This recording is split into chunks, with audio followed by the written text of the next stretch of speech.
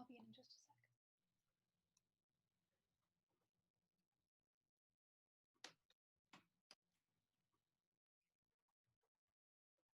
I'm having some technical issues. I'm going to try rebooting my computer. I'll be back in a minute.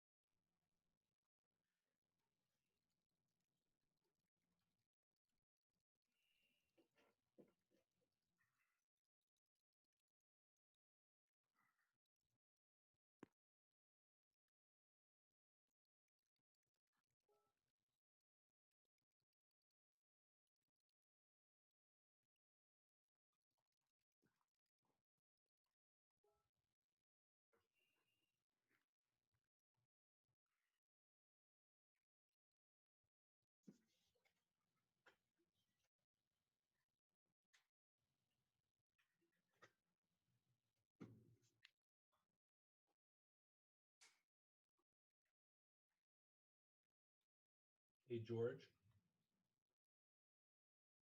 Hey.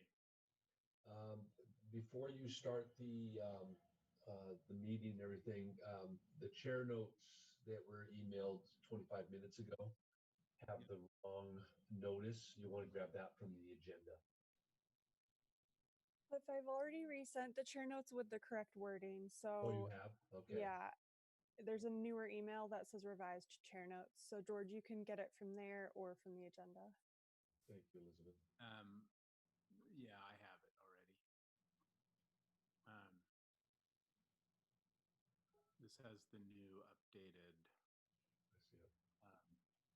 wording on the anchor location stuff. Mhm.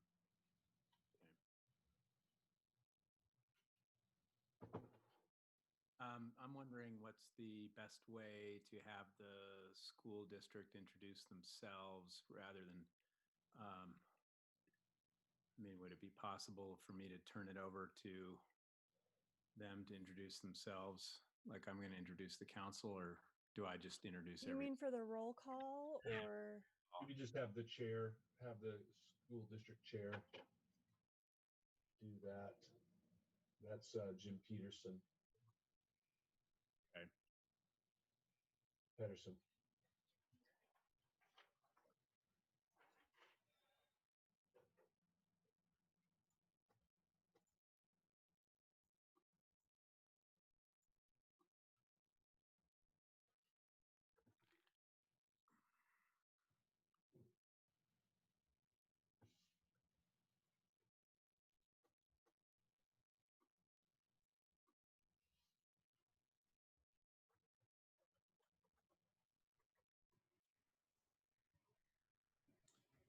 Hey, George. Hey, neighbor. Your beard's looking good. No, it's all right. It doesn't look as good as yours. Yeah,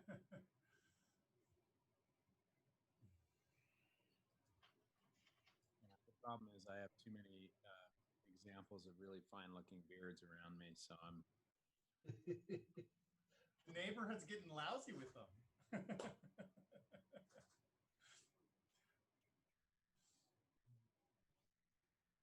Cliff, do you want to officially take over adding people as panelists? Watching for them, yep.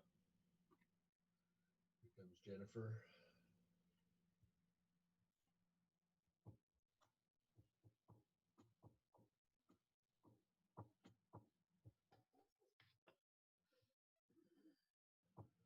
There's Mr. Pedersen.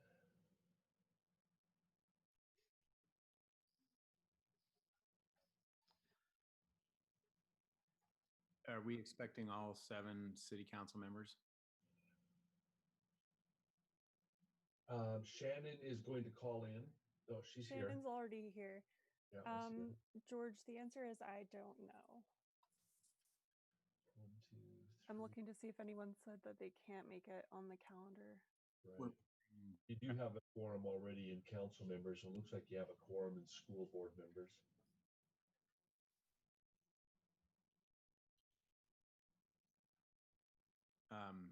Well, should I wait a few more minutes, or what? How do we? That's only 12:01. Yeah. Just I don't believe the superintendent will be joining us today. He has not been feeling well for the past couple days, so he may not get on the call.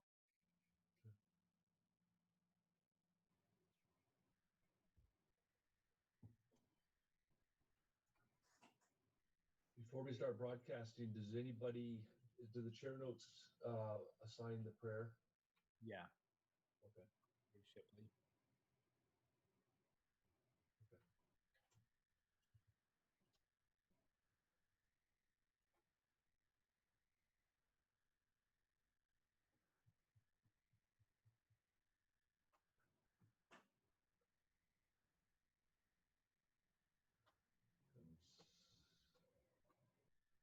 Dixon Holmes.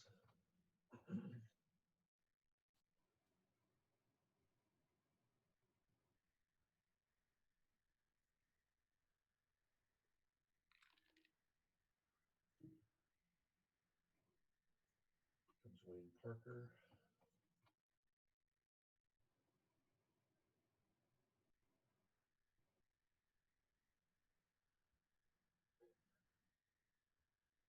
Jim, I think before you got on, when I do a roll call, I will list everybody from the city council and staff that are here. And then if I just turned it over to you to introduce everybody from the school district.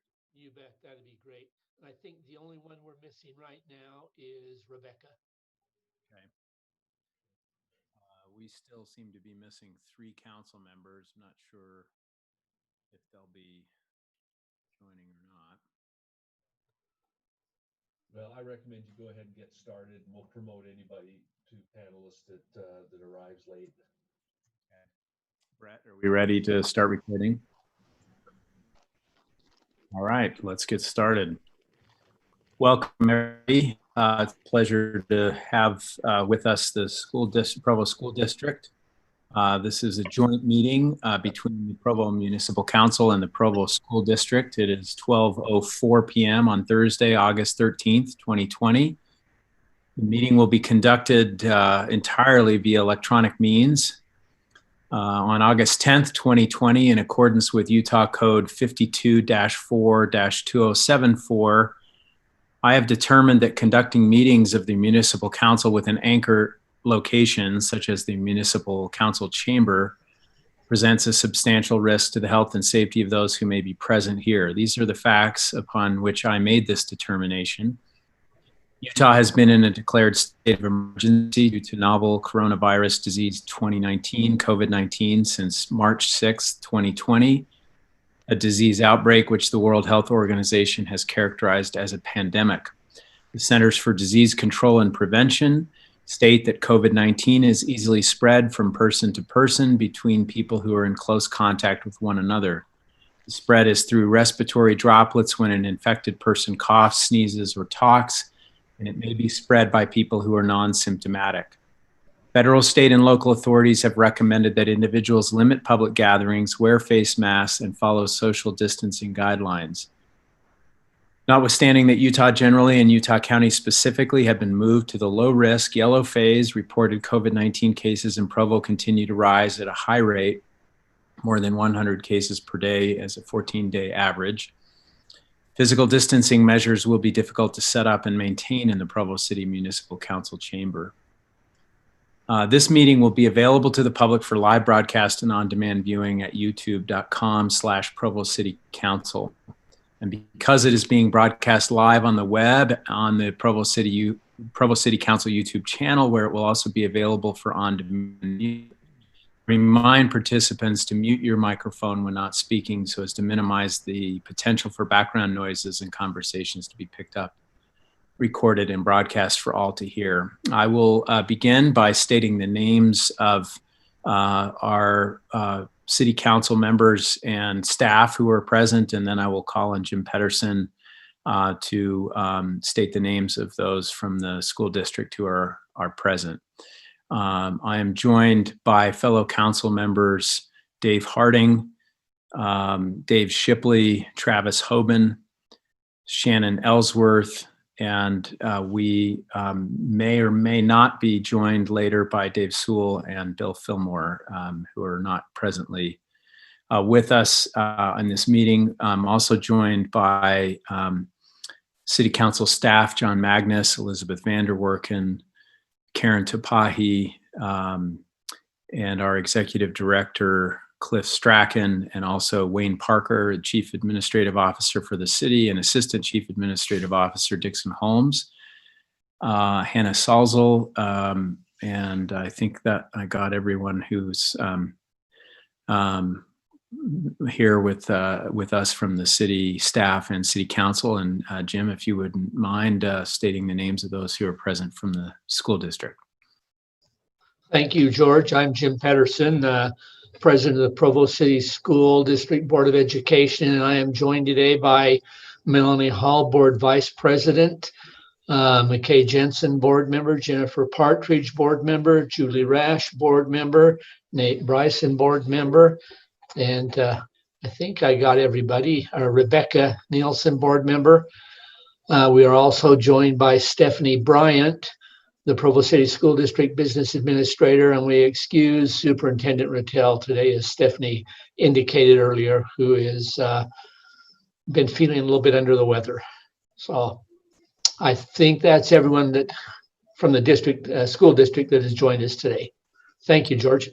Thank you. It's a pleasure to be with you all.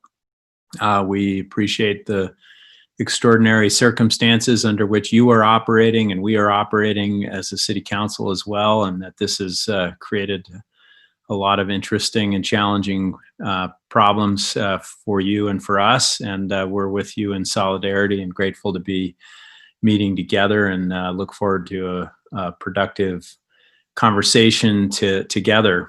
We'll begin with an opening prayer provided by Dave Shipley from the City Council. Go ahead, Dave. Our dear Father in heaven, we thank you for an opportunity to meet together. We thank you for an opportunity to work on behalf of citizens of Provo, both through the school and through the city. We thank you for all that thou hast given us. Please help us to make wise decisions and be careful and prudent in how we proceed. And we say these things in the name of Jesus Christ. Amen. Amen. All right. Well, let me just remind everybody that as a public meeting, although this is a public meeting, only the presenters by council or school district may speak or ask questions. Unless otherwise invited by the chair, please use the raise hand function to indicate that you would like to speak, and wait to speak until called on. We will begin with our item number 1 on our agenda, which is an update on the reopening of the schools. And I note that the first couple of items here were going to be presented by Keith Rattel, so I don't know who will be presenting those, but I'll turn it back to you, Jim. Thank you. I'm going to invite the president of the Utah School Board Association, McKay Jensen. McKay, if you would take just a couple of minutes. We are really fortunate to have McKay on our board and from our community. He's almost sometimes like a little ace in the hole for us. He has the opportunity to circulate and associate with those at the state level. And McKay, why don't you give us kind of a big overview, and then we'll invite some of the other board members to make some comments as necessary.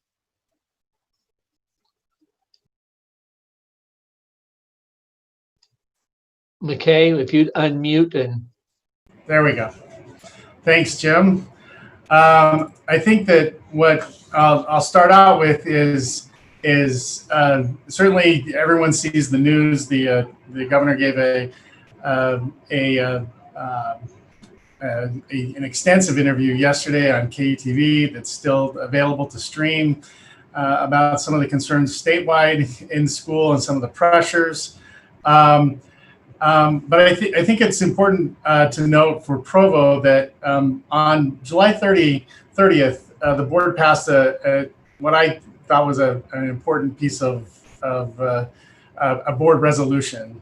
And part of that states that our first priority, it says priority 1 shall be the health, safety, and well-being of our students and staff of the Provo City School District. And that Provo City School District will establish and enforce mandatory and robust safety protocols in our buildings. We will demonstrate the importance of health and safety to our students and staff by scrupulously following the recommendations of the health department. There were other things in that resolution, but that is our position. The state has produced a manual for opening schools that covers just about everything. Some of those things that surprise people off as well. I've gotten a couple of emails just this morning that said, wait, no face masks at recess. Yes, that's the advice for elementary schools from the health department. One, they're trying to give students a break so that they'll be better at keeping the face masks in the building. Two, they're worried about moisture and contamination getting on the mask, and then students adjusting it through the day and cross-contaminating to surfaces in the school. And that the risk inside the school from surfaces is higher than the risk outside. So communicating the various restrictions, rules, guidance, where we're in an environment where everything is up for debate is very difficult. One of the things that I know that has taken interest in Provo and in Davis County is that we've chosen to go to an every other day schedule, trying to limit to 50% capacity in our buildings to begin with. I think all of our board members want to do our best to communicate that is where we start. And we started that way because it was our hope that if we could get some of these skills and talent of our educators to adopt some of the pandemic practices, that perhaps we could stay open. Every school district has begun to count to 15. 15 positive tests within a school means that the school is closed for a minimum of 2 weeks. We have heard from our community, the majority of our comment in our public meeting last week, or just a couple days ago, was that our kids should be in school. Why aren't they in schools more of the time? That is our goal. But we wanted to play the long game, that if we could do our very best and get some of these practices and how school is going to look different, that we wanted to try and have our students stay in school, not start and stop. And that's our objective. And we've heard much comment, just like Alpine School District has heard much comment about their full schedule, that it's a 50-50 world. And so that's just part of it. But we feel supported in the community. We feel supported from our teachers. We feel supported from other members of our community in trying to be cautious, but still actually our goal is to have our schools open and usable, especially because of our demographics. Our demographics have nearly 40% economically disadvantaged here in our district. That's double of our neighboring districts. It's very difficult for people to find childcare. We understand it's impossible for people in those circumstances to find childcare on short notice. We wanted to give our community the bad news first, and thought it would be easier for economically disadvantaged families to move towards, hey, school might be open every day in a quicker fashion than the other direction.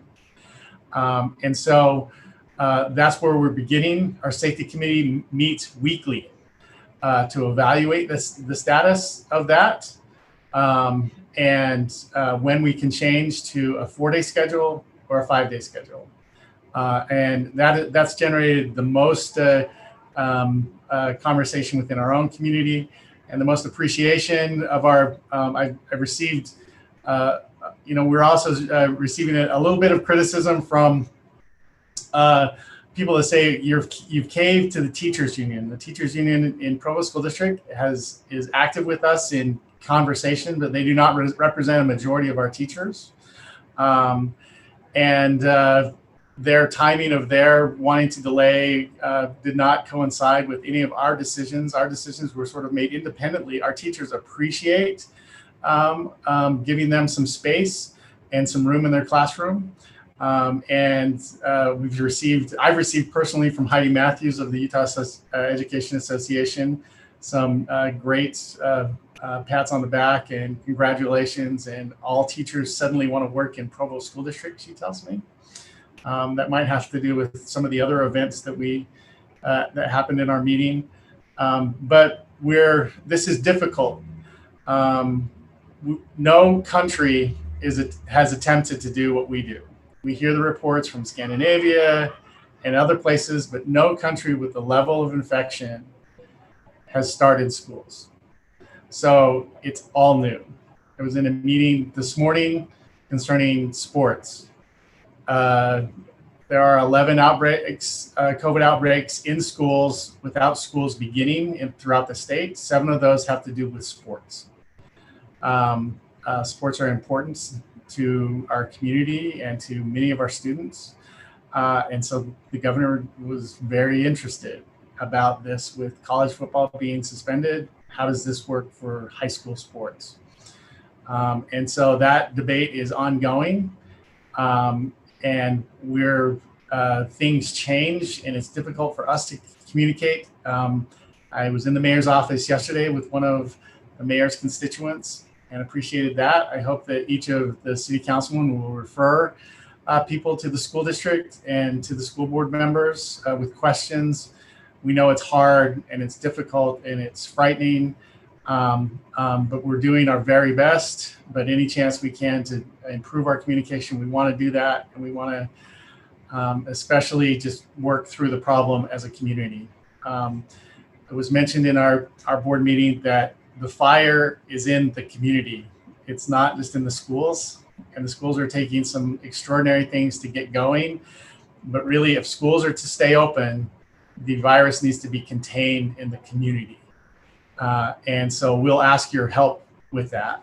And I'm taking a little too much time, Jim. So any other board members can certainly comment.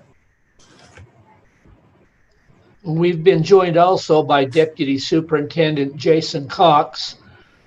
Jason, is there anything that you would like to add about the district's plan for opening schools and how we're proceeding? Jim, thank you. I appreciate that.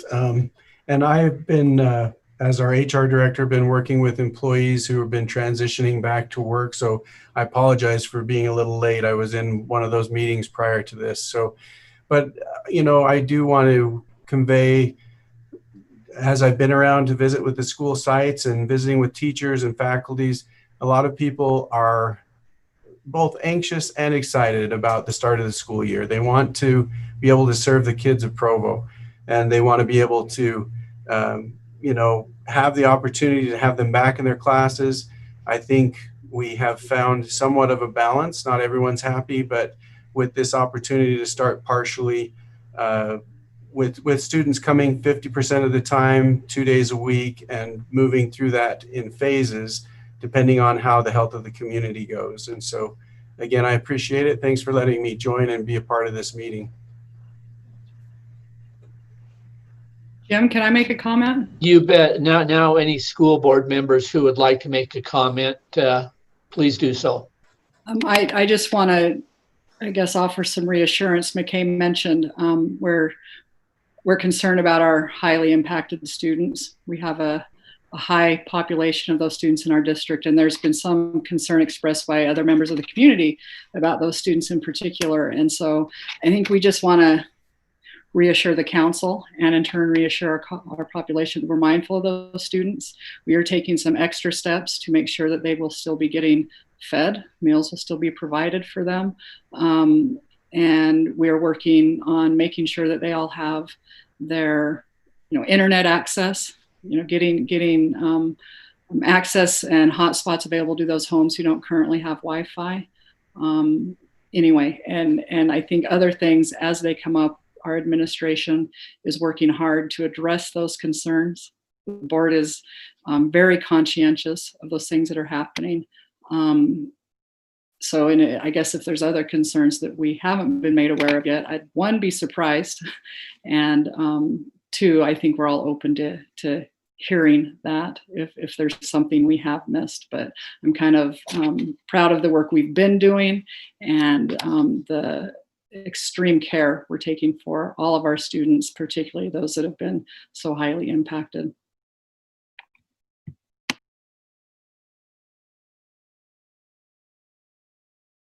Thank you, Julie. Maybe I could just kind of add to what you said. I stopped in a couple of days ago at one of our elementary schools that has a high underserved population and visited with the principal. And I was very impressed with the degree of outreach that was going on in that elementary school to make sure that all those parents, particularly of the English language learners, they were reaching out to as many of them as they can to make sure that they understand what's going to be involved in the opening of school, how to get their student or students fully engaged, and to address those things you mentioned, Julie, about meals and other things that they might stand in need of internet access. And so I personally am very pleased with the outreach I've seen that our administrators and faculty have been making. Other comments from any board members about the opening of school? I'll note that Shannon Ellsworth has her hand raised. Go ahead, Shannon. Yeah, I just want to thank the school board. I know they've done a tremendous amount of work, and it's been a significant labor of love and anguish for them. So I really appreciate the time that they've spent on this unprecedented plan. I am curious to know if the rule on 15 people diagnosed or who test positive in a school, is that a hard and fast rule? Like, you're going to close the school for 2 weeks if there's 15 people tested? And when that occurs, what's the plan for that 2 weeks and the 2 weeks after that?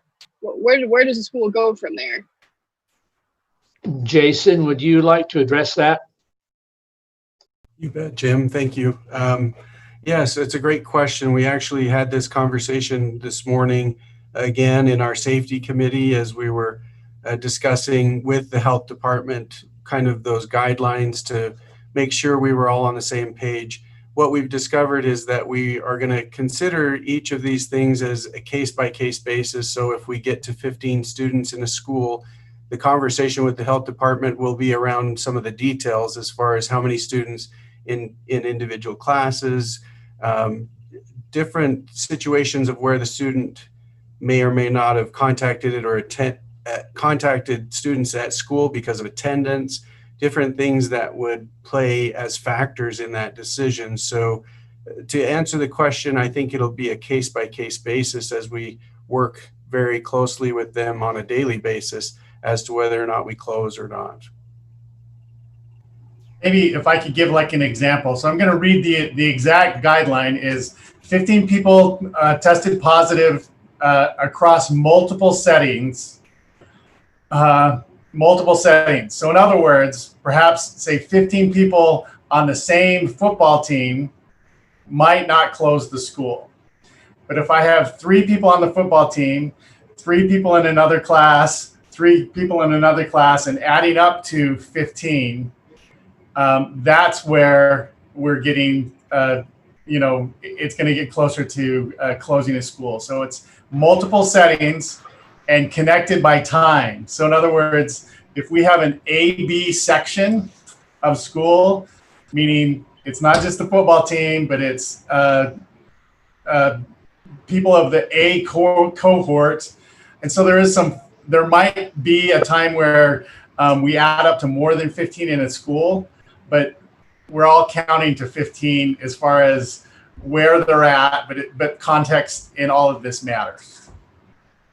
Okay, what happens when the school closes? What do you do for the next 2 weeks or the next 4 weeks? What does that look like? Jason, would you take that? You bet. Absolutely. So we would be moving then to an online status for all students. If the school did close, we would be communicating with the community, trying to make sure we were helping them to understand, a time frame and how we were working closely with the health department on when we would be able to return back to school. But we would be moving to an online setting to be able to allow students to continue to engage with their teachers and continue the learning process. And can I add on that? That is one reason why our schedule right now for phase 1 and also for phase 2, that we are doing an early release for the students and no school in person on Fridays, so that the teachers have more time to be able to we're having them put all of their learning online on our Canvas system, so that students can access that from home, whether school is in session and it's their day off and they're doing some schooling there, or maybe they're home in quarantine or otherwise just not feeling well, they can stay on top of their studies. But if we do have to close a classroom or an entire school, the teachers are already prepared, the students are already prepared, knowing how to do some of these things online, and it will be a smoother transition than what we had back in March on that. I have a question from Travis Hoban. Go ahead, Travis. Well, hey, everyone. Thanks for answering our questions. I had a question about sports. Somebody had brought up football as an example. And my understanding is that sport will be canceled if there's 3 players who get it within a 10-day rolling period. Some questions I had around that were, does that disincentivize players to not get tested? So I could envision, and I actually had somebody make this comment to me that, well, maybe if they're just showing minor symptoms, we won't get them tested because we don't want to have to shut the team down or something like that. I guess my concern with having a hard, fast rule like that is that it might disincentivize testing, which then could expedite the spread. So have the opposite effect of what is intended. And I liked that it sounds like there is some flexibility when it comes to school closures, but maybe somebody could touch on sports. And I know that sports is, Utah High School Athletics Association and such, but I'm sure that you all had some input on that. So just curious if you could address that. And Jim, that goes directly to my meeting this morning. So in the meeting today, we had Rob Cuff, Utah High School Activities, in addition to Rich Saunders, the health department, and many of the scientists involved in the state task force. And they're asking these same questions. The disincentive part, it might be that's possible, just like it might be a disincentive to report illness when somebody has to go to work and they're looking for childcare for their elementary school. The backstop for that is our professionals. Our teachers want to stay safe. They want to keep their other children safe. They want to keep their family safe. And so symptoms are going to be very carefully watched. And coaches and everyone else. So when players report, there are symptom checks every time. And the point so part of the discussion today, Alpine School District has requested, for example, sort of the level that they're looking at enforcement. They've requested of the High School Activities Association that if, for example, people in the stands, not just players on the sideline, coaches, players getting off the bus, are not wearing masks, can the school request for the officials to stop the game? And that request was granted. In other words, the school can go down and say, there are a few people in the stands without a mask, we can't play. Because the stakes are not just to play, the stakes are to have our schools open, because those counts of positive tests count. So our coaches understand that, our administrators understand that. It's possible that a student might not want to go get tested, but when their temperature is taken, they're going to get a test if it's high, and because the stakes are very, very high. And that is an ongoing discussion about that, about just carrying on sports. But the lessons we're learning in sports go to how we conduct sort of our classroom as well, because some of those incentives and disincentives for testing are there as well. And so it's good to work these things out. But the level of enforcement is moving very, very high, because people are realizing the stakes, and they want school to carry forward, even to the point where it was suggested that if a team gets off a bus not wearing masks, can the opposing team say, "We're not playing this game"? Yes. And so. Sorry. So some of those disincentives and those things, but as we move towards this not being hypothetical, some of these things people are really beginning to take these very, very seriously. I had a question, and I know Shannon Ellsworth has another question. My question is, McKay, you mentioned the health of the community, and you requested our help in that.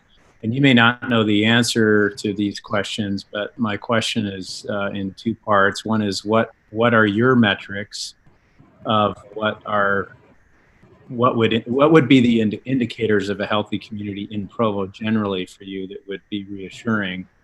And maybe more specifically to our purposes as a city council, what are you envisioning as a school district would be helpful for us to do at the city level to help improve compliance with the health guidelines that we all have been given? So I'm going to defer the first part about what metrics we're going to use to Melanie Hall, who sits on our safety committee, because she was just in a meeting where that was addressed fairly extensively about what data we're gathering from the health department. So go ahead, Melanie.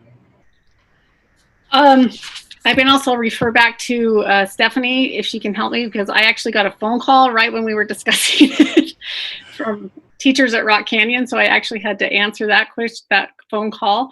So Stephanie, you can just help me out with that one. That was actually the 10 minutes I was outside of that meeting. Okay. So if you want specifics, let me pull up Todd's email that has those specifically outlined. But in general, what we're looking at is caseloads within the community, caseloads at school, and the positivity on testing at certain levels. And we wouldn't necessarily be looking at those exclusively. We'd have to look at it at a case-by-case situation to see, what is happening. We're not going to just shut it down because one indicator is there and everything else is looking really good. But if you give me a minute, I will find Todd's email. And what's in the email? Go ahead. I can pull up that email really quick. I actually just added. It's lower than 5% positivity in test rate. We're looking for under 100 cases. 100 cases. Are you talking about Provo? 100,000. For 100,000 in our case rate. It's in the 7-day average, so not the daily average, the sort of the 7-day average. So you can see that in Provo, yes, we're doing 30 a day, but how many active cases within a week? We want lower than 100 per 100,000. So that's 200 basically.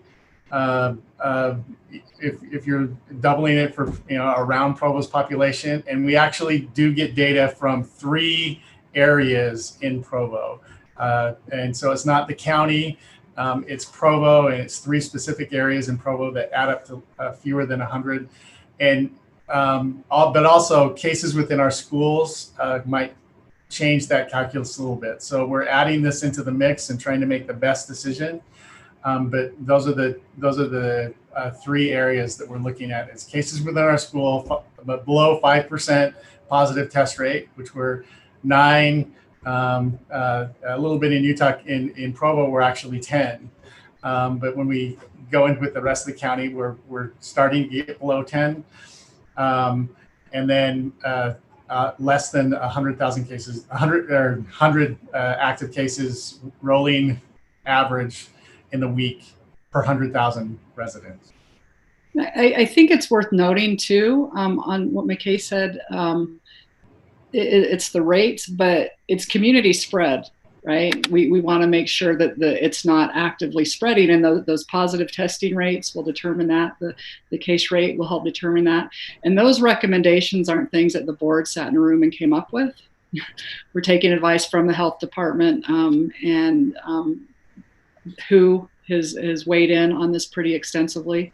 And that positive testing rate and what case rate consistently coming down. So we could have, I mean, you guys look at the charts and you see it going like this. So seeing a day where, Utah's maybe, 350 cases a day, well, that's good because we've been over 500, right? But then tomorrow it goes back up to 450. So when you see this, we aren't seeing a consistent decline, which indicates community spread is beyond where we want it to be. So like McKay said, it's not a hardcore, it's all these metrics that we'll have to look at and follow the advice of the health department also. Right. We're also going to be looking at how many at each individual school too. To see, like across the board, are we like 1 or 2 at each school? Are we staying at that level and going down? So what would you like us to do? I think some of the things that we've already seen going on at the city is just encouraging the community to what? Consider their neighbors, consider the community. Everybody should be wearing masks.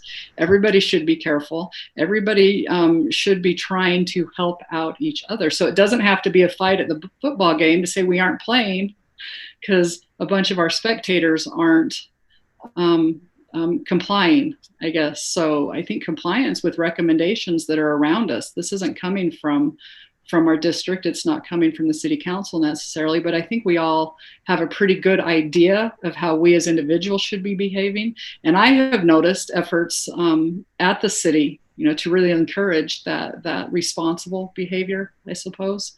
What those other specific things might be, I don't know, we could probably brainstorm some of that. Mask wearing is a big one. Social distancing. That's one of the things, well, 2 of the things, I guess, that we're trying to impact with our hybrid model, where, it's not just that we don't want to see students in school every day. We all want to see that, but we're doing this to allow for that social distancing to take place. And then the mask wearing, I think, is the other big one. And I know that the city is running some kind of initiatives to encourage that, which I think is fantastic. I don't know, does that answer your question? Well, if you have other ideas going forward, we're certainly open to it. We're not done talking about it, and we don't know that we're doing enough. We have the concern that 10,000 UVU students are going to be arriving, and another 30,000 BYU students are going to be arriving in Provo in the next couple of weeks, and we have not been operating as a city with that set of conditions since March, right? I mean, the students essentially left. And so we don't know what it's going to be like yet to try to manage this disease with that kind of a population and associated risks that they will be inevitably running. So we're continually looking at this. Shannon, you had a question. And I see Stephanie Bryant has a hand up as well. Go ahead, Shannon. Yeah, and this kind of goes back to one of your questions, George, but I'm curious, there's kind of a phased plan here, right? Phase 1 and phase 2, and what metrics move us from one phase to the next phase? What indicators? Jason, why don't you take that? Go ahead. Yep. Yeah. The things that were described earlier by McKay were the items that we'll be looking at to move from phase 1 to phase 2. And then again, they'll change between phase 1 and phase 2. As we get to phase 2, we'll transition to some other specifics I'm pulling up Todd's paperwork too, because every day we've been working on this. It's been something like I'm sure that each of you understand things have been changing so rapidly, and we wanted to try to stay as up to date as possible. So from this morning's meeting, we talked about phase 2. We would be looking at less than 3% positive rate for a 7-day rolling average, and then less than 5 per 100,000 cases daily. And so going down to 50 cases in a rolling average, and then 0 cases in our schools for the previous 7 days. So that would be, or I apologize, that was for phase 3. So we have kind of outlined for each of the phases. Phase 3 would be getting back to as close to a normal type of a situation as possible with full day school, Monday through Friday. Phase 2, we would still be in a place where we're going Monday through Thursday for a shortened time frame, but all students would be attending for phase 2 each day, that Monday through Thursday.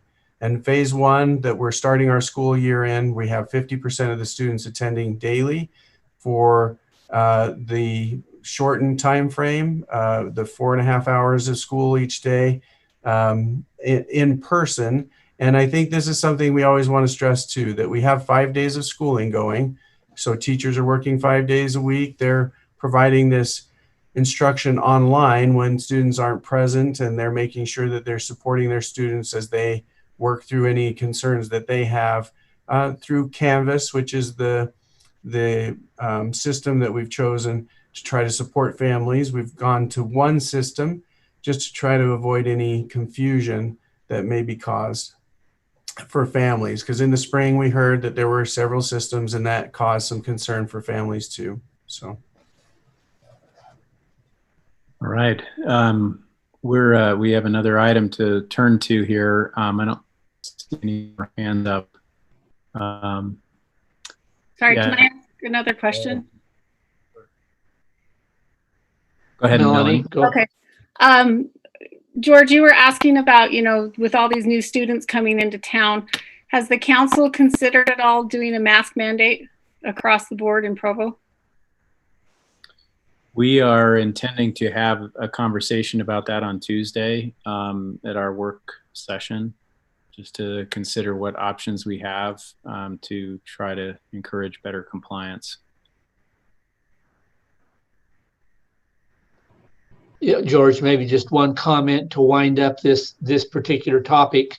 And I think this is reflective of the board. We are certainly anxious and very willing to work together with the council so that we can, in a united way, move forward to positively impact the health of all the individuals within our community, realizing that we have 2 separate populations, but those 2 populations are integrated. And so we look forward to communicating with and working with you on a regular basis as we transition and as you indicated, all these students begin to come back into our community. Thank you. Shannon, go ahead, and then we'll move on to our next item. Yeah, I'm just curious if there's a general pervasive feeling on the school district board. Would you prefer or endorse a mask mandate in Provo?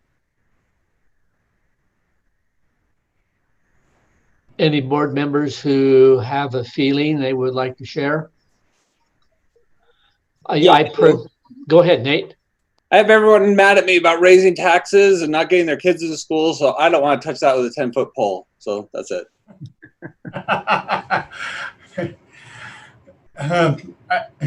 I'll comment a little bit. The pandemic is a community problem that the schools are dealing with, but we have to conquer it together. So any way that we can get our community engaged to lower these metrics so that we can feel more comfortable operating our schools openly and ready to do anything is a benefit. Would that help our schools? Yes, because it would help drive those numbers down. It would help us get our kids back into schools quicker. It would help us serve more kids, more hours of the day. It would help us in every way. I realize the politics behind all of that is just gotten to the point of silly almost. But anything that we can do to engage the community in the fight for different, the fight to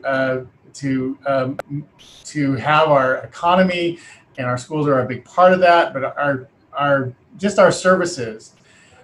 Some of the most, people are right now, people are talking about football and fall sports starting. The family that I'm honestly worried about is the family with the student in a wheelchair, that has many accommodations and has therapy at school that might not be afforded in anything else and is only limited to a couple days instead of 5 days. I want to serve that student every day. I want to help that family every day. And any way that we can get there is just so beneficial. Thank you, Mr. Fillmore. We do need to move on to our next item, so let's try to be brief. Thanks. You need to unmute yourself, Mr. Fillmore. There we go. Once again, I just want to express my appreciation to the board. I'm really very impressed by how thoughtful you've been, how creative you've been in trying to address this problem.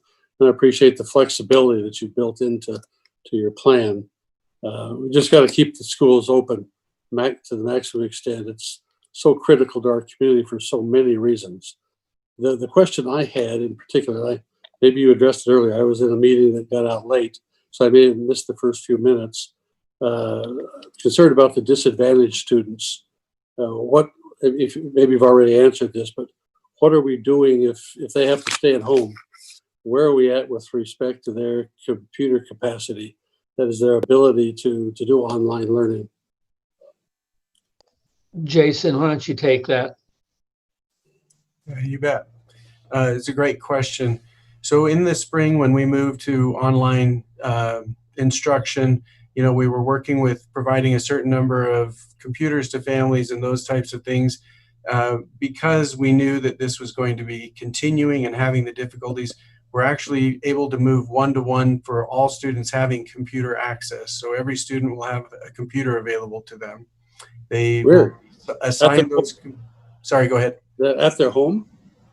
So they'll be able to take it home. They're going to be issued a laptop computer within the first week of school. Parents will sign off that they've, accept the understanding of, what we want the computer to be used for, and then we'll issue the computer within that first week. So we have a one-to-one for all of our students. Going more specifically to your question, we know some of our most severely impacted students, sometimes they can't even necessarily use the computer in their best interest without support from someone. And so even in the spring, we had people who were working with families by doing home visits and working out in the front yard or on the porch with families to try to support them in ways to connect with their students and provide instruction.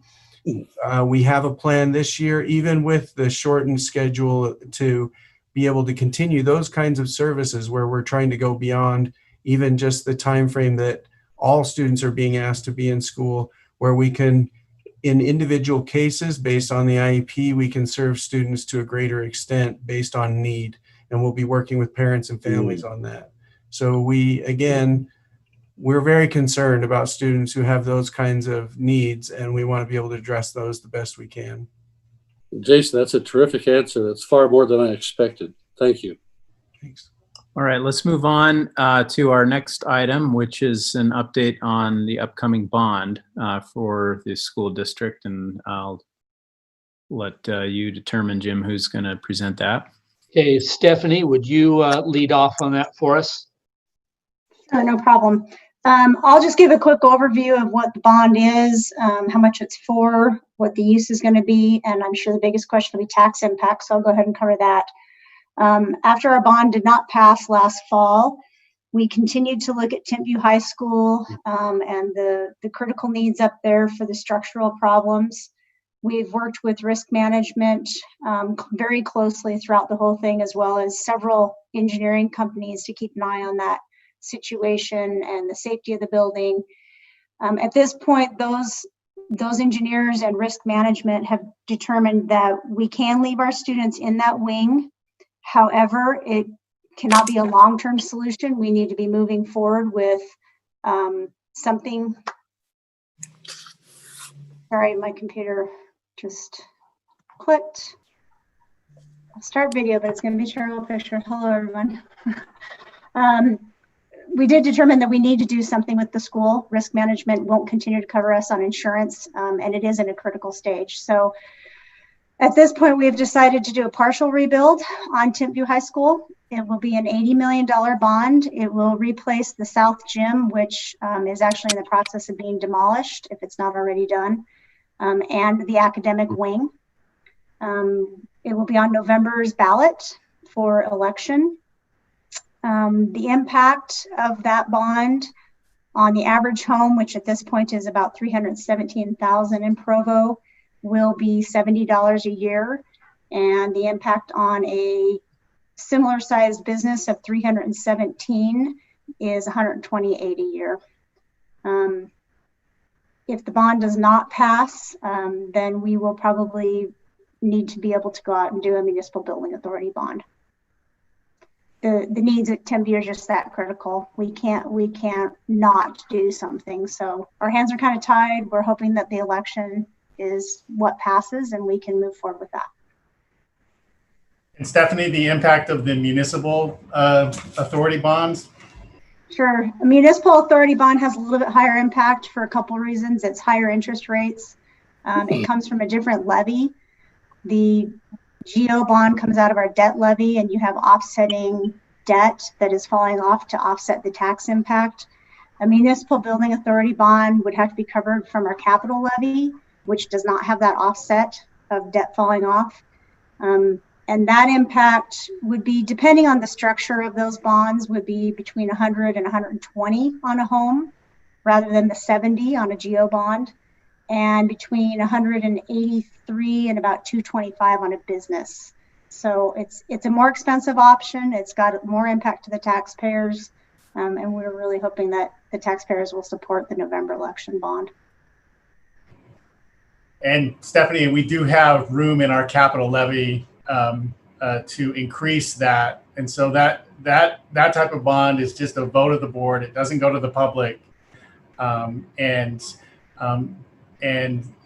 we're in that situation because State Risk sent us a letter that said Timpview High School is endangering the entire state's risk pool.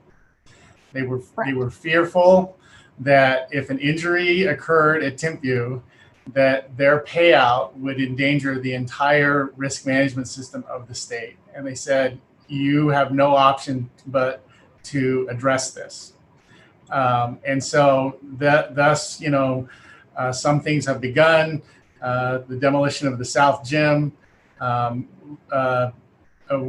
determining, I think some of the calculus after the bond was, at least my calculus was, well, we'll just ask for half next time. The stakes have increased, and so that's why it's a single issue bond as far as it's only for Timpview. There are still other needs in the district concerning Dixon and Wasatch Elementary, but to put in front of the voters, this is just Timpview. It's the critical parts of the building that need to be replaced and that will be replaced with a lower interest rate and a better financing model or a higher one if the bond doesn't pass.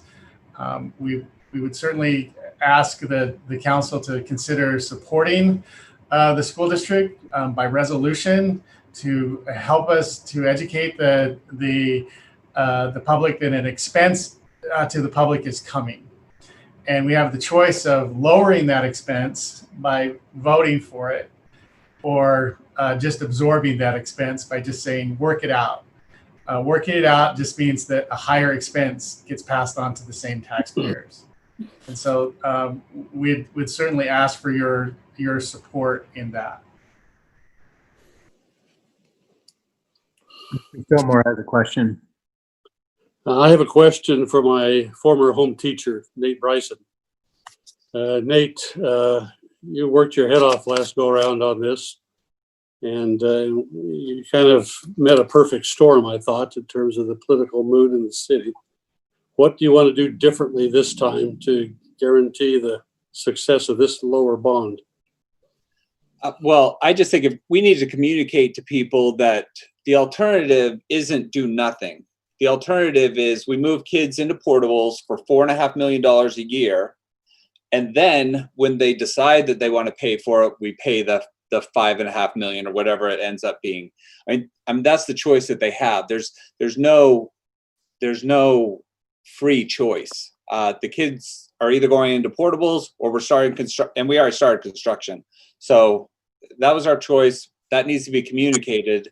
It's difficult to communicate anything like that. So, and I don't think that a lot of people who worked on the campaign last year are as enthusiastic this year because they say, okay, we're going to get a third of a school for $80 million. It's going to be done anyways because the board's going to pass a municipal bonding authority. So why would I donate any money for that campaign? So I haven't really noticed a campaign for it. So it's going to be tough. I don't know, McKay, you've been a little bit more involved in the campaign, but I haven't seen much. And so I think one of the strategies is in a lot of our research after we engaged Quinn Monston after the last bond, he said, people in Provo don't want to pass any tax increase, and they don't want a bond. So the strategy has been, this can't be sort of a debate. It has to be sort of an information spreading operation. So we have some people that are willing to step up. We have some people that are beginning to have conversations in their social groups, in their communities. We've got a letter that's ready to go on to have people sign, but that's you won't see yard signs this year. You won't see, because it's not really up, as Nate said, the debate of are you going to do something, that's done. The state determined we're going to do something. And mind you that the payment on $80 million of debt is $2.5 million a year versus $4 million a year to put portables. So even portables isn't really an option, and so we'll go to the municipal route one way or the other to start construction. But that's simple. This is the situation that we're in, of that our school needs to be addressed. We're looking at the lowest cost that we can. We can do it, at this amount or a higher amount, depending on your vote. Please vote to have your taxes, as low as they can be, would be a yes vote. And the more that can be less political and less of a debate and just an information sharing campaign is what we're trying to accomplish. Okay, well, I agree with everything you've said, McKay and Nate. It sounds like the campaign needs to have kind of a dual thrust. Part one is the absolute need. Part two is the alternatives, right? That the alternatives of the bond you're recommending, none of the alternatives are palatable on a comparative basis. So you certainly have my support. So I can't speak for everybody in the council, but I think it would be totally appropriate, George, for us as a council to not only pass a resolution in favor of this, but to promote it significantly. Yeah, I just made note of that. I'd like to request that we put this on in a future agenda item to discuss as a council. I appreciate the request from McKay. Yeah, we've got. I'm just wondering. I guess that's coming up on. When, let's see. This would need to be, if we pass a resolution, we'd need to have it passed sooner than later, right? But it's not, Yes. as long as it's not too close to the election, we're okay. I mean, I'm just thinking logistically here. It would take my own thought, George, is that education is key, but early education is even better. We need to get a better start on this maybe than last year. And I like the idea of just making an educational thrust as opposed to a political kind of thing. Yeah. Jennifer had her hand up for a while. I saw that, Jennifer. Do you want to make? Yeah, well, I was just going to add what's different this time. A couple things is, first of all, it's just going to be one issue. And what we saw last time was some people supported one aspect, but not another. And I feel like, I mean, this is so urgent. The other thing that has changed is since the last bond election, things have gotten even worse at Timpview for the physical condition. And the state risk management came in and said, you know, we can no longer insure this unless you're going to do something about it immediately. And I think as most people learn about that, that they will understand the need. They'll see that we're only doing part of the school. We're not even doing the entire school. And we'll recognize that we're doing our best to balance the needs of the building and providing a safe environment for our students and teachers, with also recognizing our taxpayers at the same time. So I think if we can educate about those points, that we'll be able to get our voters to approve it. Do you have some worry about sort of collective amnesia, that people won't remember even their most recent past about last year?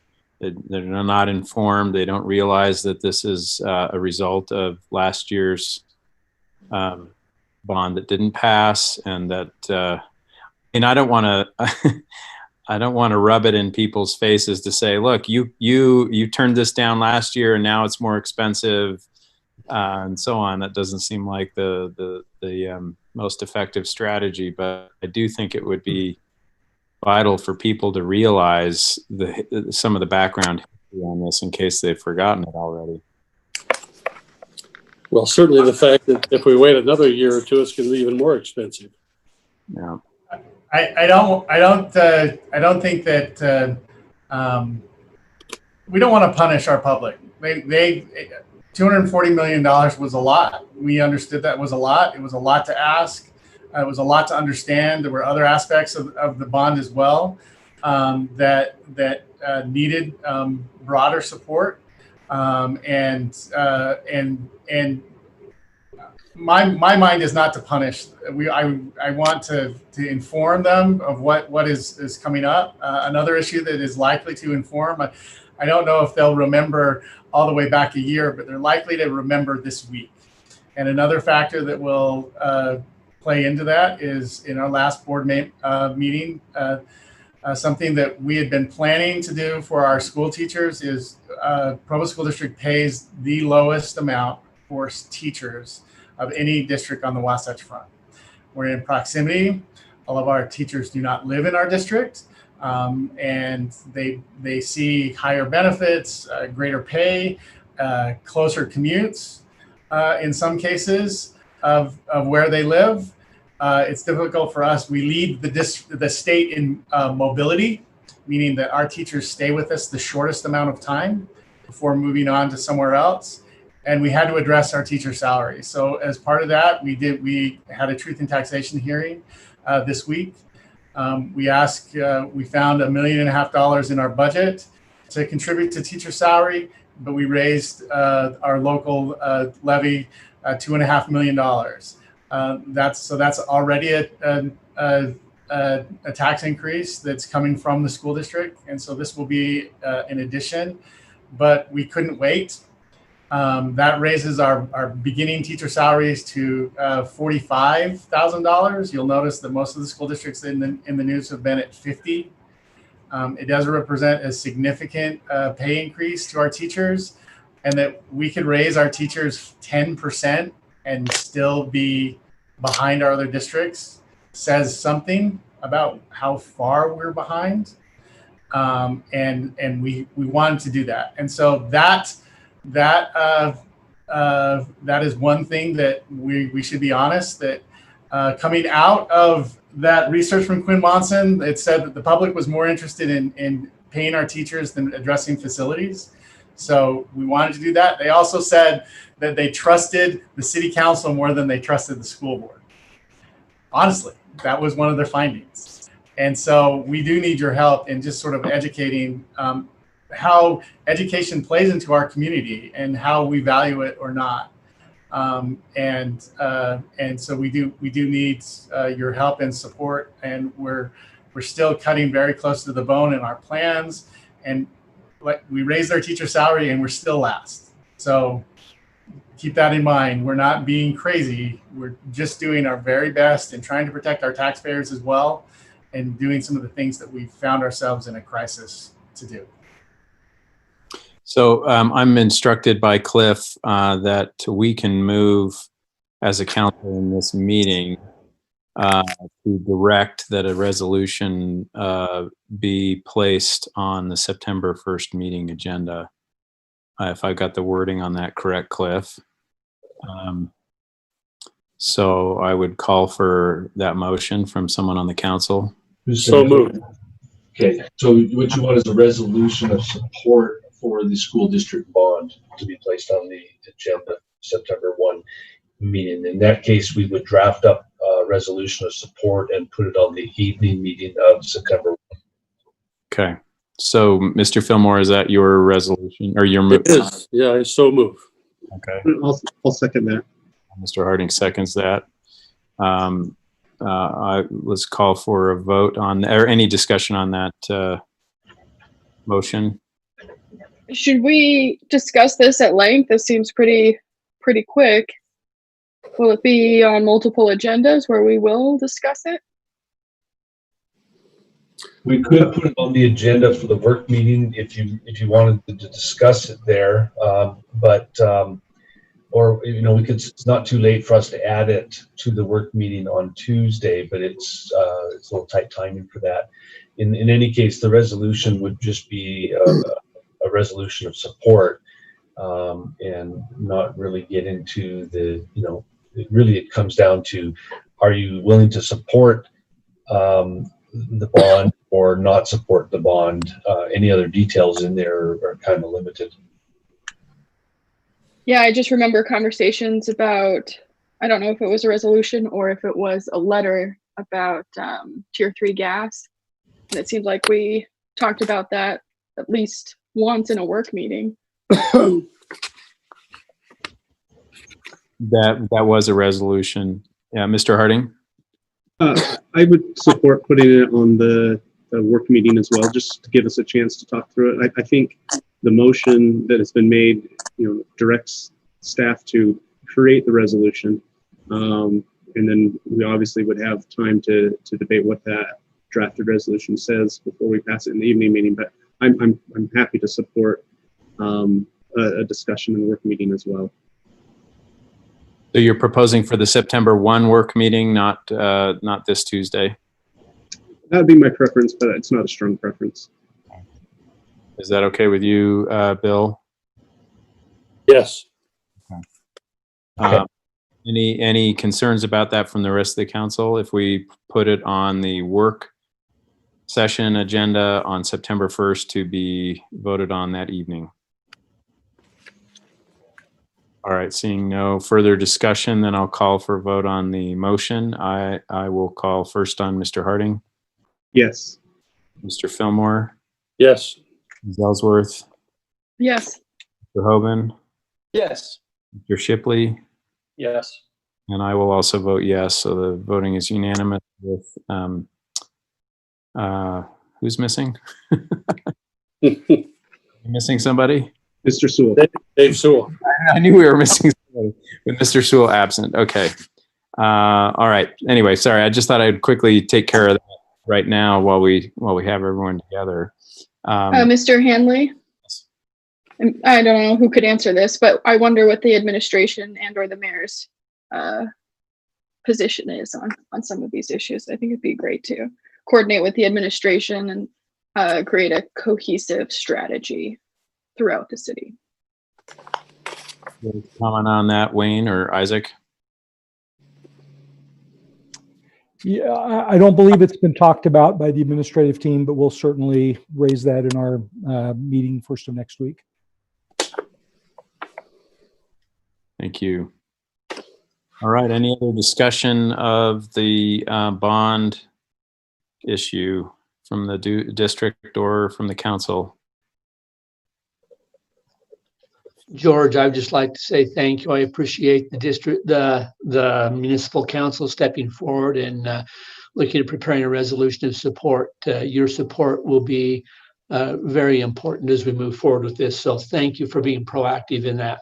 And also, I need to step out for something that has come up, and so Melanie Hall will continue to coordinate for the district.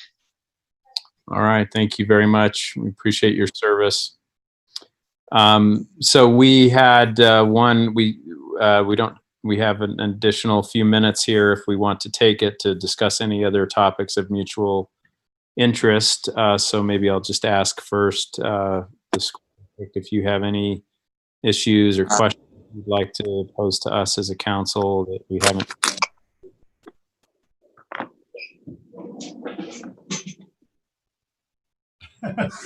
I think the school district is used to getting questions asked right now. So, anything you want to talk about, we're open to it.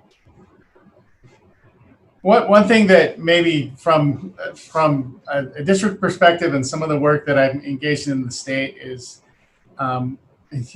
especially here in Provo, I think that our relationship as a school district that shares a boundary with the municipality and your body as the council of that body, that I've just gained a greater appreciation for how engaged you are.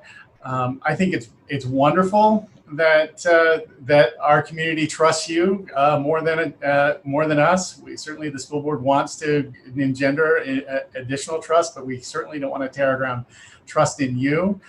And as this pandemic, one of the lessons that I'm taking away from this pandemic experience is the importance of respecting and sort of supporting expertise, thoughtfulness, good intentions of other groups, because it seems like any institution is sort of suspect.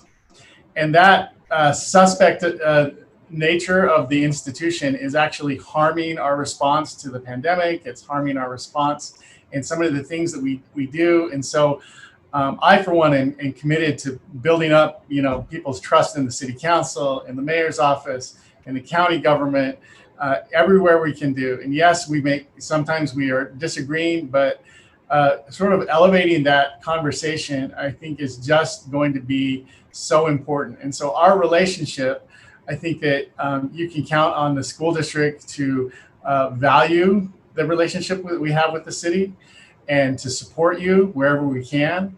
And we appreciate your support in coming to this, because all of these things impact our communities, our community in particular.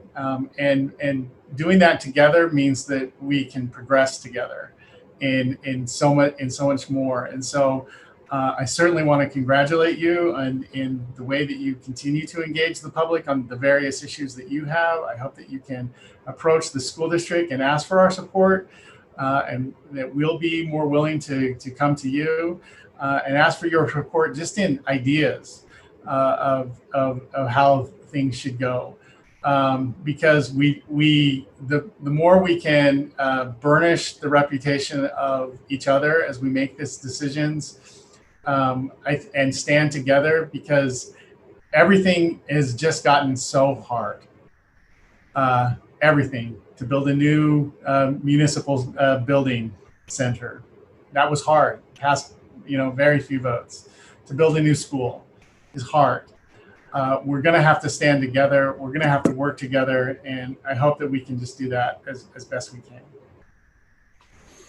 Thanks, very much appreciated, and I certainly feel similarly, and I share your vision. I appreciate you saying that, and And I don't think it's good that the public doesn't trust you guys as much as they do us. We should. I have immense respect and trust in you all, and I appreciate what you do. Mr. Harding has a hand up, and then Mr. Elmore. So there is one issue I just kind of want to broach. If Mr. Fillmore has more of a response to what was just said, I'd yield to him. Mr. Harding, I was simply going to say amen to what McKay said. The city obviously has a very symbiotic relationship with the schools, and we want to be supportive. I don't know, in my own mind, philosophically, there's nothing more important for us other than public safety than the quality of educating our young people. So we want to work closely with you, McKay, and the rest of the board. And we really don't have any direct authority for the schools other than, supporting infrastructure, but we want to be helpful when we can. Okay, thank you. And I agree with what's been said so far. There is one issue that we've talked about for a few months. I think we were going to ask the committee, and I didn't hear back. So I think we may have had a breakdown of communication, but there's a quick issue that I wanted to maybe just bring up and have you guys think about a little bit. But for a couple of years now, we've been looking at our electronic sign ordinances and looking around the country, what's best practice. We're looking at it from both a safety perspective, people on the roads, as well as a community aesthetics perspective. And the committee's trying to fine tune some recommendations, but depending on context, where the sign is located, we have kind of a couple sets of requirements as far as churn, how often the message changes, as well as brightness, as well as like animations and things like that. And so I believe the school district is completely outside of these regulations that are set at a city level. So whatever we do does not directly impact you. We can't set the regulations for you, but it is something that we've been considering. It's something we've done a lot of research in, and I think we would welcome maybe the school district or the school board taking a look at the requirements we're going to set for other community members, and then take a look at your practices and see if it makes sense for your signs as well. My impression is you have the marquees out there. Many of them are a little bit older, and so it doesn't have the highest resolution. But I get the feeling that someone is assigned to put these messages up, and they sit down with the software, and it's got lots of bells and whistles. And my first few PowerPoint presentations I put together, it was like, oh well, I can have this transition and this transition, and just using all the colors and whatnot, and that's the impression I get sometimes as I go by the school marquees with lots of spins and transitions and rolling text and whatnot. And anyway, it just from both the safety and then the community aesthetics, that's something we've been working on. It doesn't directly affect you, but if you wanted to take a look at that, I think we would appreciate that. Dave, if you wanted to send that to either like Stephanie or Jason, they can get it to us. Great. We can get it out to everybody else to look at, and we can give you our input later. Great, thank you. I think in general, school boards are rule followers. So one of the things that people have looked for, in response again to the pandemic, is they're like, well, how come there isn't, what's the law? What do you do? How can I guarantee? And so when we see some of these state guidelines and everything else, it's been, well, it's just in our nature that when somebody says this is the rule, even without it being enforceable, we're used to following them. And so the more that those are clearly articulated and we know that they come from the community, we're going to do our best. And so we appreciate that. And again, that communication, that piece of that, so that we're not an example of, well, what about them? And certainly we want to do our part.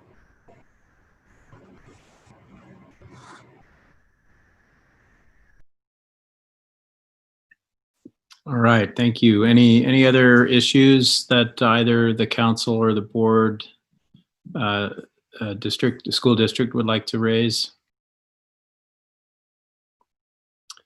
Well, we very much appreciate the opportunity to meet with you. I feel like this has been really helpful for us. And as I said at the very beginning, we're aware of the extraordinary circumstances under which you've been operating, and we're certainly sympathetic and understand those pressures and difficulties, and we're glad that we can work with you and have you in the community to work with. I think you're a wonderful, wonderful group, and I think this is all in the interest of building the kind of community we want to have here in Provo. So we're grateful to be partners with you, and we'll look forward to meeting again at a future time. I think this has been very productive. So without further ado, if there is no objection, we will now adjourn by unanimous consent. And if you want to object, you're going to have to unmute yourself. I'll look forward to the day when we can no longer have to say, you need to unmute yourself, or you're muted, or something like that. Anyway, thank you all for being here, and have a great day, and we'll talk soon. Thanks so much. Thanks all.